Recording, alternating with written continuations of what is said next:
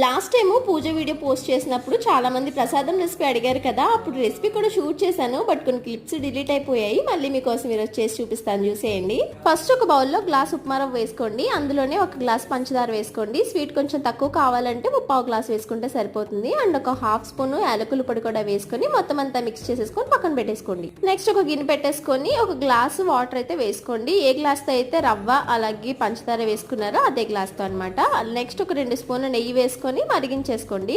నెయ్యి వేస్తే మంచి ఫ్లేవర్ తో పాటు స్టిక్కీ అవ్వకుండా ఉంటుంది. ఇలా నీళ్లు మరిగిపోయిన తర్వాత కలిపి పెట్టుకున్న రవ్వను కూడా వేసేసుకొని దగ్గరకు అయ్యేంత వరకు ఉడికించేసుకొని చల్లారనివ్వండి. పిండి కొంచెం గోరువెచ్చగా ఉన్నప్పుడు చిన్న చిన్న బాల్స్ లాగా చేసుకొని అప్పాల్లాగా వత్తేసుకోవాలి. నెక్స్ట్ స్టవ్ ఆన్ చేసుకొని ఆయిల్ పెట్టుకొని వేడైపోయిన తర్వాత ఒక్కొక్కటి వేసుకొని గోల్డెన్ బ్రౌన్ కలర్ వచ్చేంత వరకు ఫ్రై చేసేసుకొని తీసేయండి. ఈ ఆయిల్ పీల్చుకోవండి. ఒకవేళ మీకు డౌట్ గా ఉంటే ఇలా గరిటతో వత్తేసి తీసేయండి. సింపుల్ గా 15 నిమిషాల్లో రెడీ చేసేసుకోవచ్చు. వీడియో నచ్చితే సబ్స్క్రైబ్